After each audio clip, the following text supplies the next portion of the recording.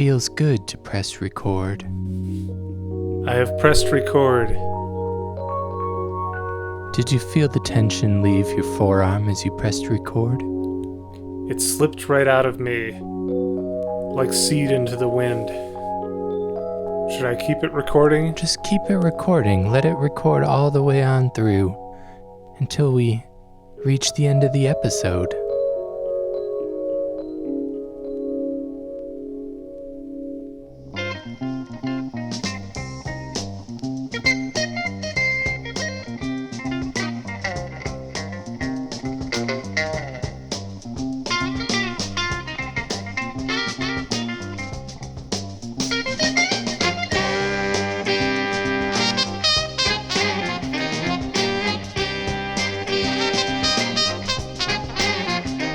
Let's get at Welcome her. to I'd Buy That for $1, a podcast about inexpensive, common, and underappreciated records that are waiting to be discovered and rediscovered. I'm your host, Sean Hartman, and I'm joined by my regular co-host, author of the new book, Every Shoe Has a Story, The Fetishist Guide to Used Footwear Fornication, Jeremy Ruggles. Please consider purchasing my ebook on pdfnow.com URL. And we have another No, you have special to- guest, head of product testing for healingcrystals.com, Peter Cook. I'm really concerned about all these .coms we're dropping. I think we're going to have to buy them now that we've mentioned them in the episode. Oh, healingcrystals.com is very, very real. They seem to be one of the larger online suppliers of crystals, so they're going to have to just sue us. I think I should know since I'm the head of product testing for them, and I do that while listening to the album that we've selected today. Yeah, you got to make sure those crystals are working. You can't have any dud Hit crystals. the brakes. Hit the brakes, Peter. Calm down. I want you Too much? to imagine yourself there at the crest of a wooded mountain, looking out into eternity. Beyond the bristled pine tops, beyond the muted shoreline, beyond the velvet stillness of the sea, you are there, at the heart of nature's perfection, where each flutter of a bird's wing is as much a part of you as the beat of your heart. Eventide can take you to that place of special stillness whenever you desire. This masterfully composed album blends the gentle sounds of smooth water, distant birds, and a warm breeze with the magical touch of Steven Halpern's sensitive keyboard styling. In addition to the famed anti-frantic alternative, trademark, series, Eventide is more than just relaxational music. Incorporating the lyrical quality of a classical lullaby, it extends into new horizons of creative imagery. Eventide composes pictures in the listener's mind. A more epic introduction to an album we have never had. And now Should we we're just get going into something? to play the album start to finish now, right? That's the entirety of the discussion. Like, what else do you need to hear about this record? We legally cannot play it start to finish, Sean. How many times do I have to tell you? You're getting me worked up already. You're getting me worked up. I need...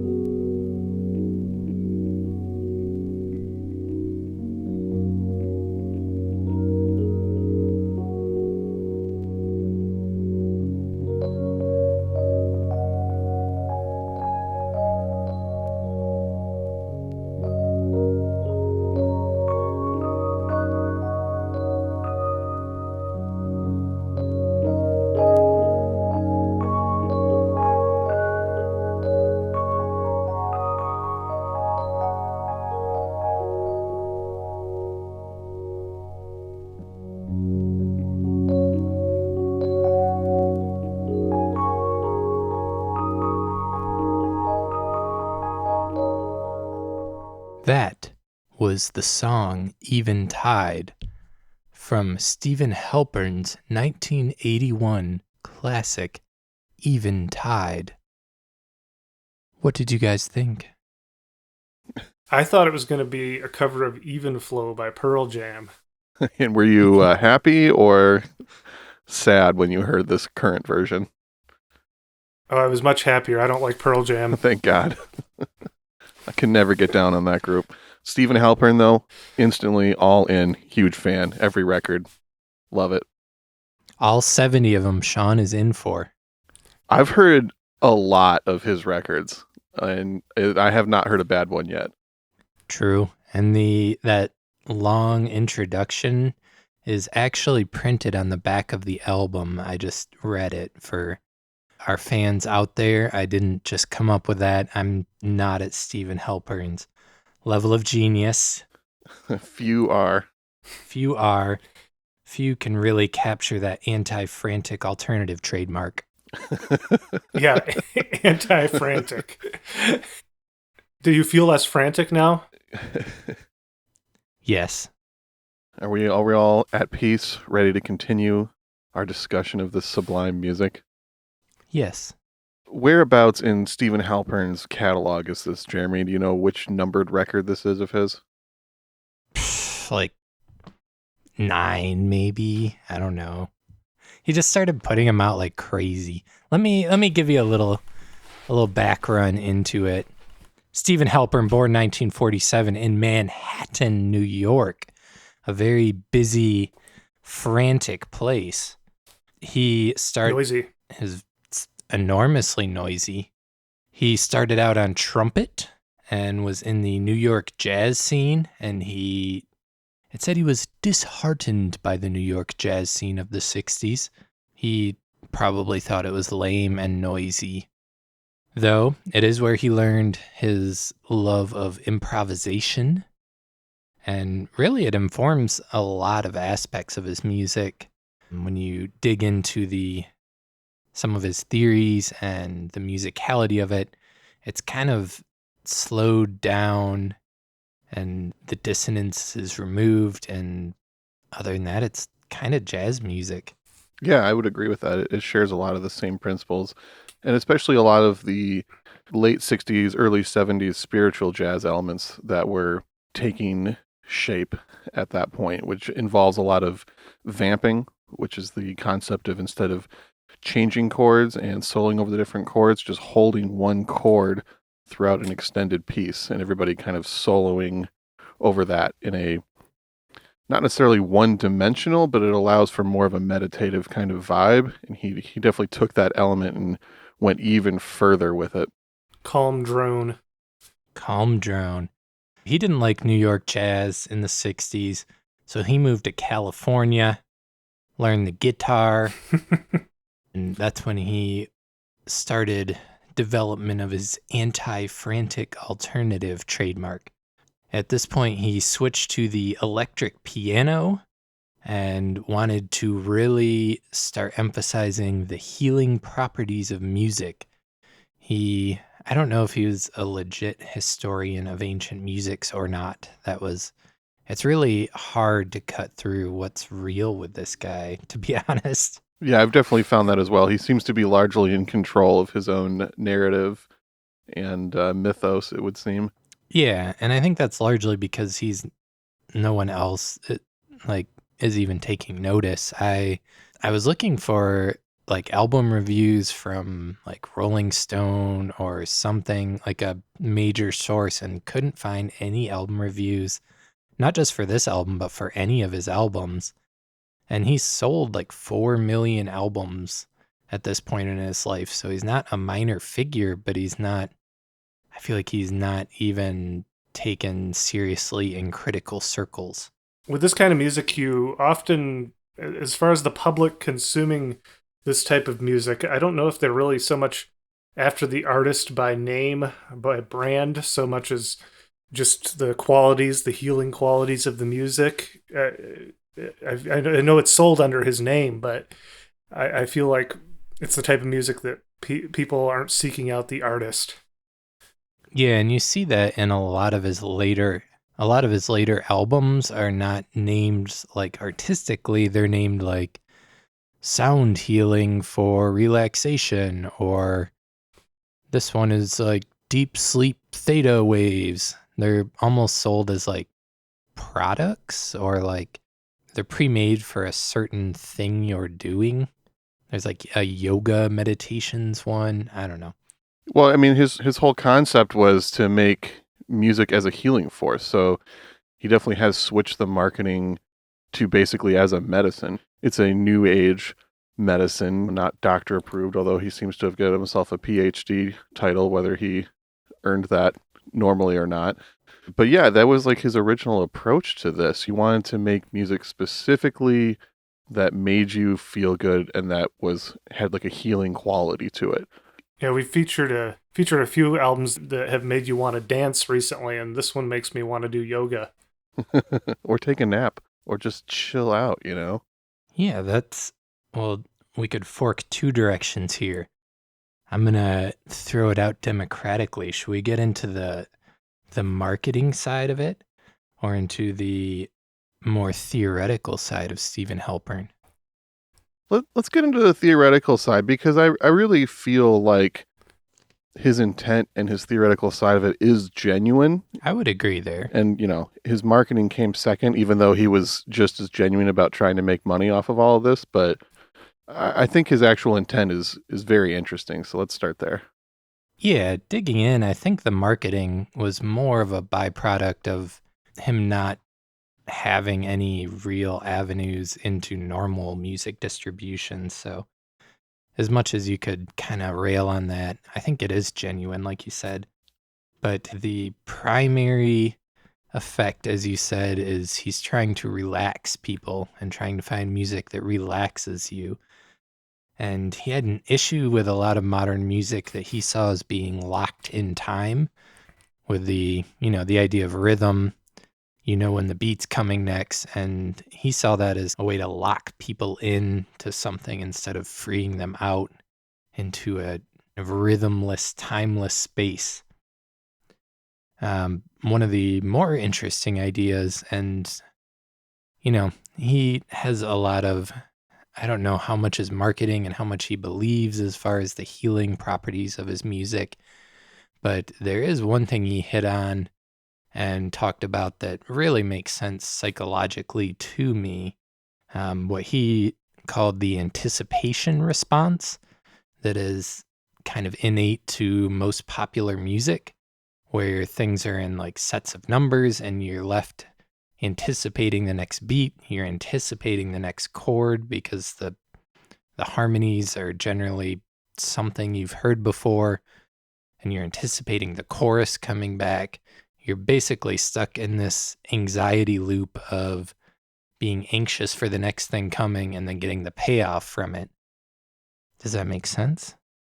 Definitely. I've heard people talk about how if you were never exposed to jazz or improvised music at a young age growing up, that it's a very, very difficult thing to get into as an adult if you spent your whole life operating in this pop music realm of, like you said, knowing generally how things are going to go and expecting the different elements, the chorus, the bass drop, etc.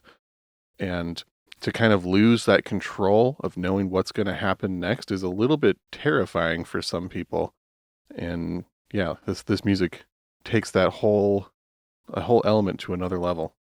Yeah, he uses a phrase also, analysis paralysis, that really kind of clicked with me. I think especially as a musician, you hear music and you start like analyzing what's the chord structure they're doing, what kind of scale is this, what is the rhythm they're using. You go into like analysis mode and you're stuck there and not actually in the moment of the music, where when you make something that doesn't have rhythm and you don't know when it's going to change, you don't know where the melody's going, you can't sit and analyze it beyond how you feel about it in the moment. So I found that another very interesting aspect. Yeah, that's amazing. I love that. Yeah, I know some people that really feel you aren't supposed to analyze music, which that approach pretty much negates the point of this podcast.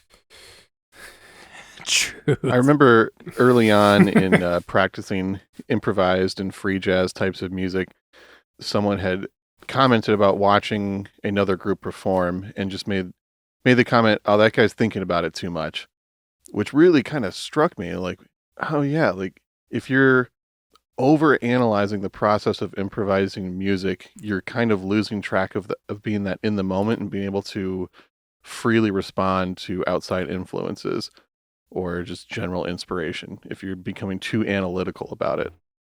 So it's an interesting thought process for just listening and not actually performing as well. Free yourself of the restrictions of your mind. Free your mind and your ass will follow. Yeah, said George Clinton. I'm going to put on another track. The next track, I think Steven was trying to play with that anticipation response I mentioned earlier with this next track called Twinkle, Twinkle, Little Star. Perhaps you've heard of it. Many do know this song. No. That's my response whenever you say some obscure producer who played guitar on Jim Flobelberg's 14th studio album. Have you heard of it? No. Hey man, Jim Flobelberg is awesome. Anyways, here's Twinkle Twinkle.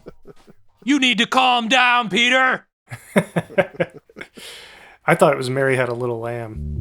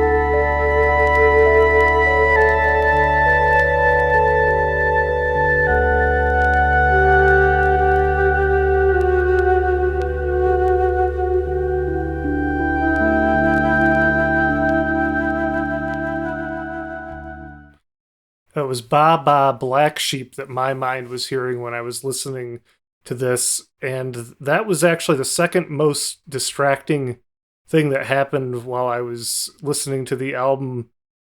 The first being that I was listening to it on YouTube and there were advertisements and Patrick Stewart was suddenly talking to me at one point. But I almost thought it was intentional. And then I realized that didn't make much sense. And realized it was an ad. But yeah, I then thought, no, it couldn't be Ba Ba Black Sheep. They must be going with Twinkle, Twinkle, Little Star. And I did find it distracting that it was a melody that I knew because I was then anticipating the changes once I started to recognize them. Yeah, I don't know if either of you felt that way. Yeah, I think that was kind of his point, was to like play with that anticipation response and try and like loosen you out of it. That's what I presume. I guess I don't know. I didn't talk to him. I should have tried to get an interview. Oh, that would be awesome. I honestly didn't pick up on the melody when I was just listening to the record all the way through. Well, you didn't know Twinkle Twinkle Little Star. You didn't hear that song as a kid, right? Because you were sheltered and homeschooled. I wasn't allowed to hear music until the age of 15. And then it was DC Talk. That's why I have this obsession.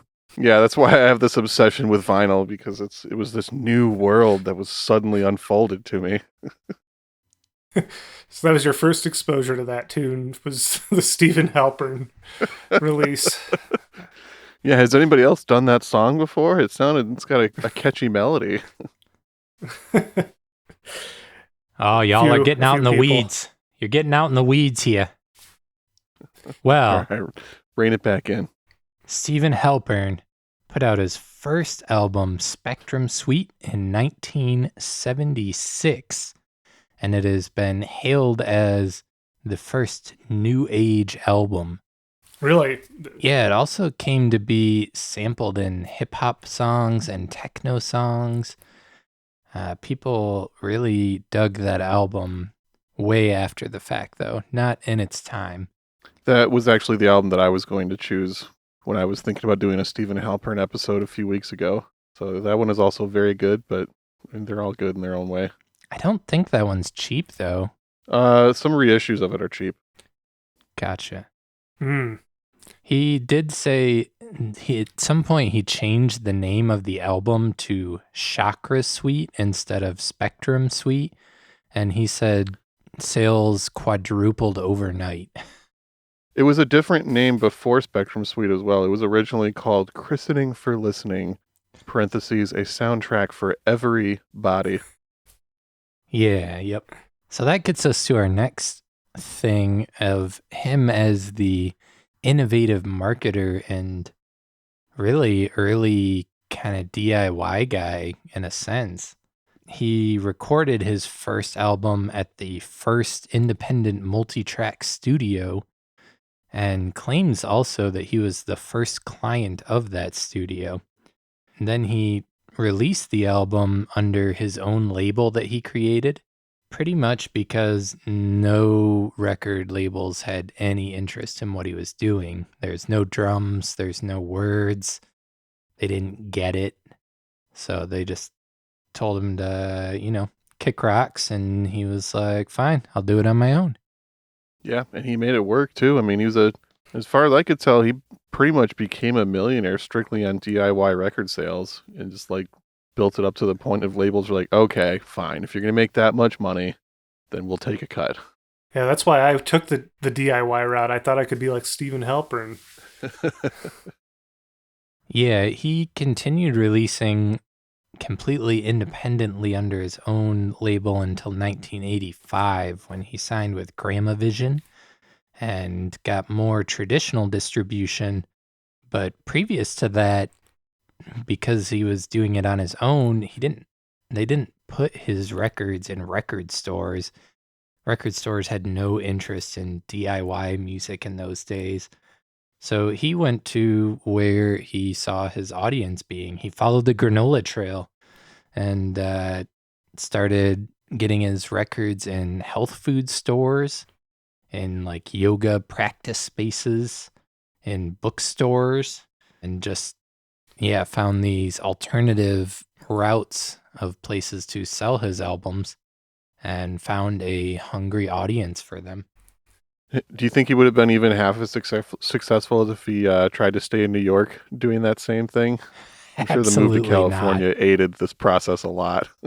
I would agree there. There's kind of a burgeoning new agey scene in California through the 70s into the 80s. Yeah, he led workshops at a place called the Esalen Institute in Big Sur. Yeah. Mm-hmm. That's what I was thinking of. Are you familiar with that place, Peter? Well, I know Charles Manson went there right before the Tate LaBianca murders. Well, then, that wasn't what I had in mind, but... Yeah, I imagine not. Yeah, it was, the Esalen Institute is in Big Sur. A couple of Stanford graduates bought up a hot spring that was right near the coast, coastal California, and started doing workshops, and it kind of became a hub of counterculture in that time. And they had workshops led by Ansel Adams, Joan Baez, Joseph Campbell, Deepak Chopra, Bucky Fuller, Terrence McKenna, Aldous Huxley, Alan Watts, Robert Anton Wilson, Susan Sontag, Marion Woodman. And there's like a ton more huge names that all did workshops at this little hippie hub in California. And Steven Halpern also did. Well, I think he was in the right demographic with this music. Absolutely. And this album came out in 1981, which also the year this album came out, he went into the Great Pyramid in Egypt and recorded an album of him oohing and eyeing in the different corridors of the Great Pyramid. Which is directly inspired by Paul Horn doing the same thing a few years before that, I gotta say. Is that the flute one? Yeah, that's another one of the landmark early New Age records is Paul Horn's Inside, where he plays flute inside the Great Pyramid. Yeah. Yeah, Steven Halpern, I guess, just did like chants and ohms and stuff inside the pyramid and recorded it. That's cool, doing his own thing, not a complete ripoff. I respect that. Whoa, burn. I was trying to find some kind of Mike Patton joke to make, but I'll just spare us that. We can all just imagine our own Mike Patton jokes. Yeah. Other than that, he continued making a whole bunch of albums like this. There's very little information on his personal life because he's not like a celebrity figure at all. And he, like Sean said earlier, he kind of seems to control the narrative of his image because nobody else is trying to find it. I read multiple interviews and they're all with like Healing Crystal for Sound Movement.com interview with Steven Halpern. That was another .com for you, Peter. Oh, man, we're going to have to be buying up these websites after the fact, these domains. That is something I've definitely noticed with New Age music in general, though. There's not a lot of outside attention from, tastemakers or what have you. It's the people that have discovered it and gotten very interested in it, and the, organizations and businesses that are part of the general industry. And it's very self-contained. It's a strong following of these people, but everyone else seems to not take notice. The first time I ever noticed someone else kind of talking about these records was when Light in the Attic did their compilation of all like independent New Age music called I Am the Center. That came out maybe, I don't know, somewhere between 5 and 10 years ago. And that was the first time I was like, oh, like this cool label is doing an entire box set of New Age music. Maybe that's something I should start digging into, and listen to that, and then start listening to Steven Halpern records, and was like blown away at how interesting and pioneering a lot of this music is. I mean, there's a lot of like very cheesy crap. There's a lot of like cash in stuff, but I don't know. It's really interesting the direction a lot of these people, especially Steven Halpern, was going. Yeah, I don't think there's too many artists, like New Age music. How many artist names are known to the general public? Yanni and Enya? Brian Eno, maybe? Yeah, he might fall into that. When I was researching this, I read 2 words that gave me like a hardcore memory flashback that I had forgotten, that I realized was my introduction to New Age music. But I read the words binaural beats. Have you guys heard of that? Binaural beats? That sounds super familiar. Yeah, it's this thing where you put 2 tones, 2 different, slightly different tones, one in each ear, and then it creates like a ghost tone in your brain that your brain is trying to like figure out the difference between the tones. And it's supposedly like in certain frequency ranges can make you relax or sleepy. But I was introduced to those and this whole idea by seeing on the internet about these cyber drugs that you could listen to this audio file and it would be like you're on ecstasy, or this one would be like you smoked weed, or it was a strange like internet gimmick of the late 90s, early aughts. And when you're 15 or 16, you're like, wow, I could listen to a sound file and feel high or something. So I like obviously had to download every one of those I could find on SoulSeek or LimeWire and I was just this weirdo 15-year-old listening to these like wavery, shimmery sounds for half an hour and wondering if I felt any different. That's amazing. Well, at least you weren't getting high. You were just simulating it. True. And, that's not even that different from the way they advertised a lot of these records, even in the 70s. Like, there's the whole environment series that's like nature sounds and some kind of meditation sounds, and all of the like quotes and hype stickers they would put on it was like, my life was bland and boring and shades of gray until I put this record on and it was an explosion of color. Sex is interesting now. Like all this like ridiculous stuff. So it makes sense that the 90s would still be just tweaking that general advertising slightly for a new generation. True. But it also, I mean, I don't believe in the efficacy of binaural beats, but they actually have done studies and found that relaxing music does in fact relax your body, and you can actually adjust your moods and feelings based on, what kind of music you're listening to. That seems kind of obvious, but there are like benefits to reducing your stress and anxiety by listening to relaxing music and allowing your body to relax and heal itself. Do you remember, Jeremy, about 8 years ago when both you and I were working jobs where we had to get up at like 3 and 4 in the morning? Yes.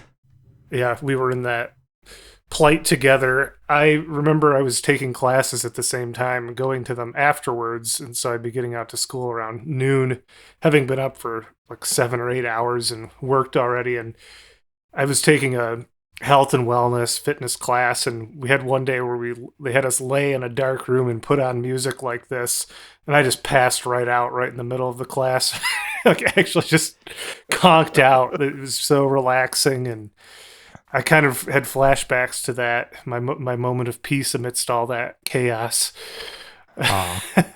Listening to this record. It is amazing how immediately relaxing this kind of music can be. If you're sitting or laying in a comfortable position and you put this on loud enough so that it kind of surrounds you, but not so loud that it's painful or anything, obviously, you immediately feel very relaxed. Like all of your muscles start to kind of chill out and you kind of let your mind wander a little bit. It's pretty amazing. Didn't you put your family to sleep previewing this record, didn't you? Yeah. Sam just straight up took a nap while listening to this record earlier today. Well, let's let our listeners feel that one more time. We're going to listen to Closing Chords, Opening Doors for John and Yoko. And he claims that he made this song moments after receiving the news about John Lennon being murdered. Yeah, it's pretty intense. I was reading that. Yeah. Well, listen to this song, and really, I would like our listeners to meditate on what can music do.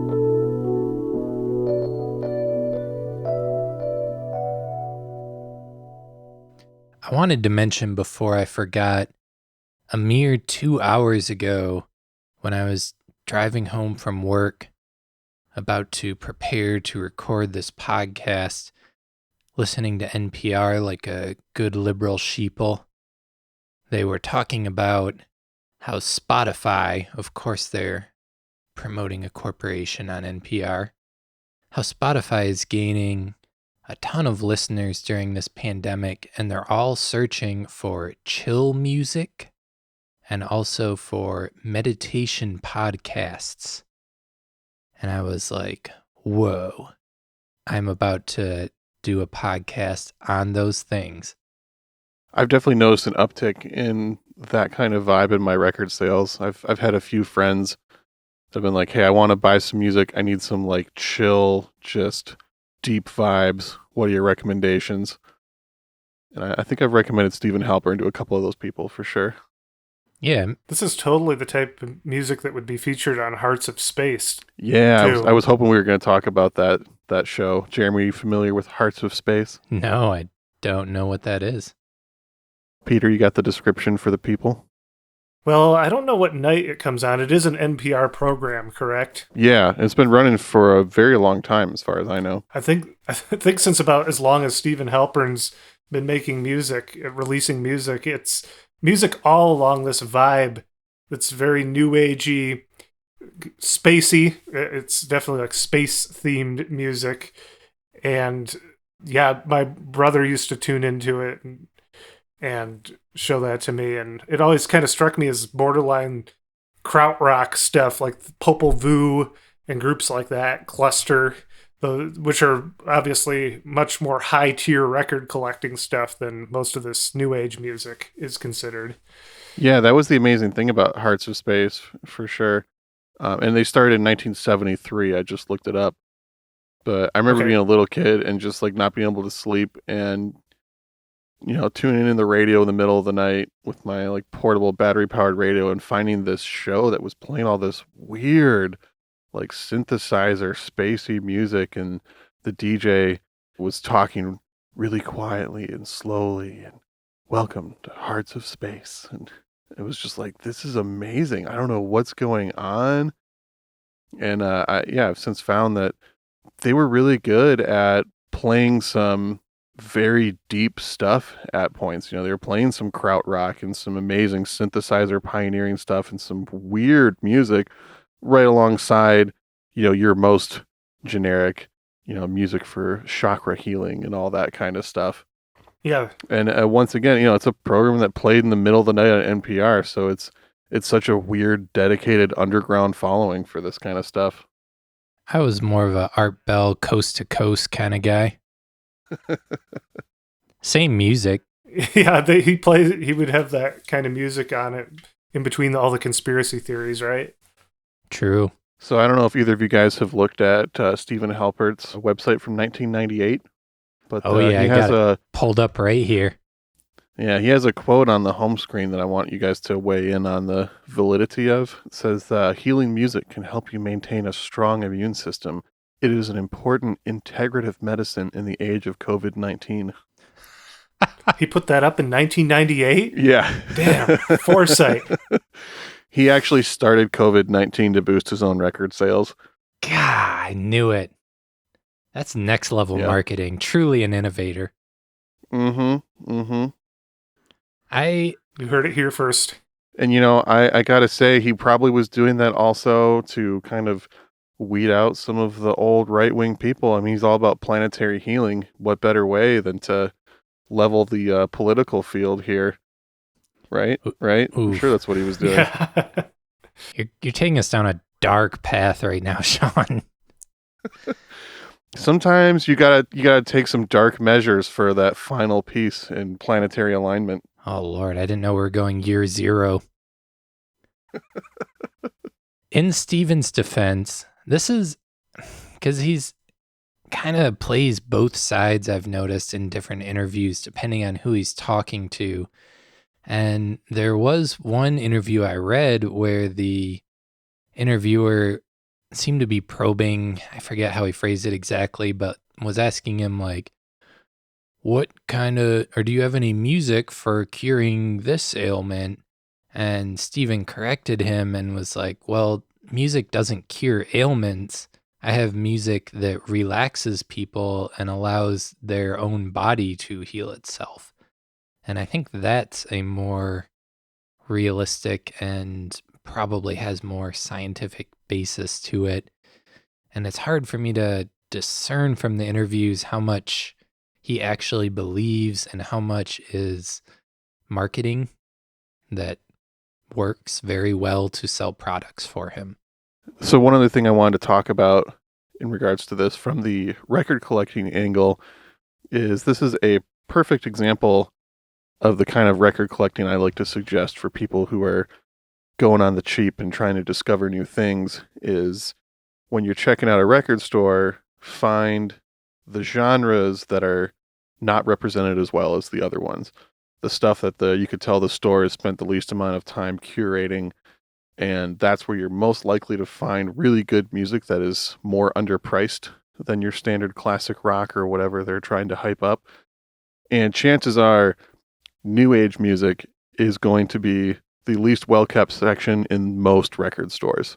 Very likely to find some really amazing synthesizer heavy, blow your mind with, crazy meditation exploration sounds for like $2 or $3. It's pretty amazing once you dive into it and start looking in areas you might not have before. Yeah, do you have any artists? Just Steven Halpern. Buy all 80 of his records and then you can go from there. These guys are very self-serious, I've noticed, in a way that at first was very off-putting to me. But on the flip side of it, they really do take their craft very seriously, and as a result, it's very explorative and well done, I would say. Yeah, they're not fucking around. So a couple other suggestions of stuff that you're going to be able to find pretty commonly.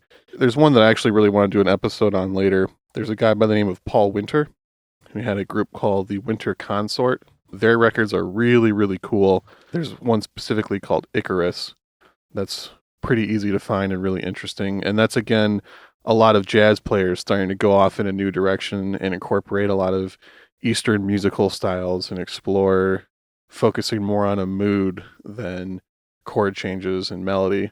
And then Paul Horn, as we mentioned before, is another jazz artist turned new age musician that's really interesting to explore. Some stuff that's harder to find that's really, really good is Laraji, who got his start being discovered by Brian Eno. He was a street musician that Brian Eno put on one of his ambient series records, and has since had a very well-respected career in the ambient healing music genre. I don't think they're easy to find, but Steven Halpern's cohort Lassos also is very good. And I would presume cheap because it's new age and nobody's looking for this stuff. Yeah, and even if it's not cheap, again, keep looking at those record stores and you might find some rare vinyl on the cheap. Yeah, Suzanne Chani is excellent as well. I don't believe her records go for very cheap, but her stuff's incredible. Right, and that Light in the Attic compilation I mentioned before came out in 2013, and that's called I Am the Center, Private Issue New Age Music in America 1950 to 1990. That features Lasso, Steven Halpern, and Laraji, along with a bunch of other music. Joanna Brooke is another one that's really good, but that compilation is a really, really cool place to start. I think it's all on YouTube as well. Excellent. Cool. Well, keep peaceful out there. John, tell them what show this was. This is and was and shall be. I'd buy that for $1. For $1. I'm your host, Sean Hartman. I'm Peter Cook. My name is Jeremy Ruggles. Farewell. Ride off into the sunset with this. Thank you for taking part in our journey together. This final track is Echoes of an Enchanted Sunset. Parentheses, indigo.